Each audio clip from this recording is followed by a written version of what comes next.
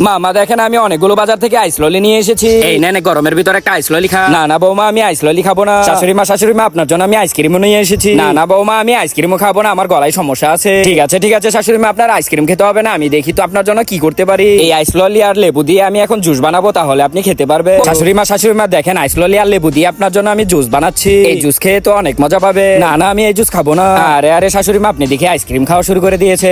আরে ছোট দেখো তোমার বাবা তোমার জন্য কত সুন্দর খেলনা নিয়ে এসেছে।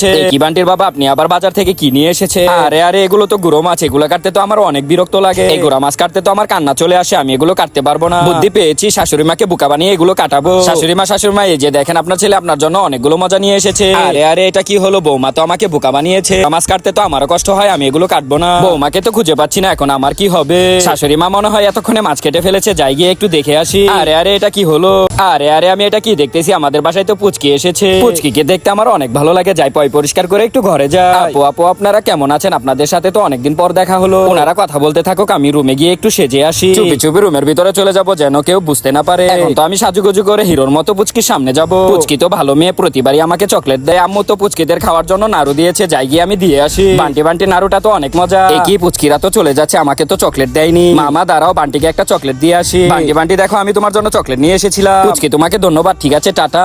মামা দেখো কত মজা করে বার্গার খাচ্ছে, আমাকেও বার্গার কিনে দাও। আরে রাজু আমরা বার্গার কিনতেই যাচ্ছি, তুমি চুপ করে বসে থাকো। রাজু আমি বার্গার কিনতেছি, তুমি বাসায় গিয়ে খাবে। ওরে কি মজা, আমার জন্য বার্গার কিনেছে। কিন্তু বান্টি তুমি এটা এখন খেতে পারবে না, বাসায় যাওয়ার পর খাবে। আমি তো এখন চুপি বার্গার খেয়ে নিবো, বাবা মা যেন বুঝতে না পারে। কি মজা, আমি তো অনেক মজা করে বার্গার খাচ্ছি। আরে রাজু তুমি চুপ করে বসে আছো কেন? কি রাজু গাড়ি থেকে নেমে দৌড় দিল কেন? আরে রাজু তো চুপি সব বার্গার খেয়ে ফেলেছে। আরে রাজুর তো স্কুলের সময় হয়ে গেছে, তাড়াতাড়ি করে আমি রেডি হয়ে নেই, তারপর রাজুকে রেডি করতে হবে। এই তো আমি রাজুকেও রেডি করে ফেলেছি, এখন আমরা স্কুলে যাব। স্কুলে যাওয়ার আগে রাজুর জন্য টিফিন নিতে হবে। হোটেলে তো খাবার অর্ডার করেছি, সেগুলো টিফিন করে দিব। আমি তো রান্না করার সময় পাইনি, তাই টিফিন এই হোটেল থেকেই নিয়ে নিব। আমার মাথায় তো অনেক বুদ্ধি, এটা তো কেউ বুঝতেই পারে না। ভাবে তো রান্না করতে পারিনি, তাই হোটেল থেকেই টিফিন নিয়ে নিলাম। আমার এই বুদ্ধিটা তো অনেক ভালো কাজে দিয়েছে। আজকে এই বুদ্ধি না করলে রাজু তো আজকে স্কুলে গিয়ে টিফিনই খেতে পারতো না। রাজুকে তো টিফিন দিয়ে স্কুলে পাঠিয়ে দিলাম, এখন তো আমার অনেক শান্তি লাগতেছে।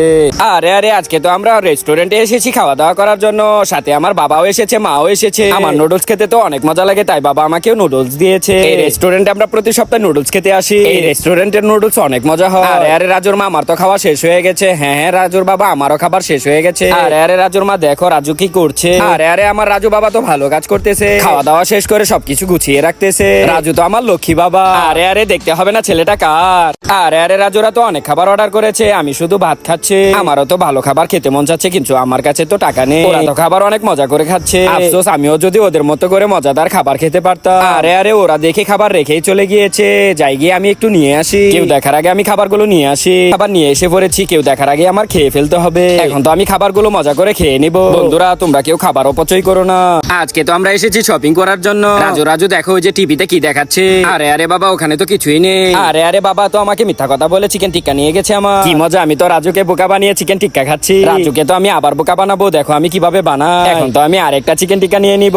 এই কি বাবা তুমি আমার চিকেন টিক্কা নিচ্ছ কেন বারবার? স্যার এই যে নেন আপনার খাবার চলে এসেছে। এই খাবার তোমাকে খেতে দিব না। রাজু আমরা চলে যাই, তোমার বাবাকে আজকে আমি খেতে দিব না। তোমার বাবা সব খাবার তুমি খাবে।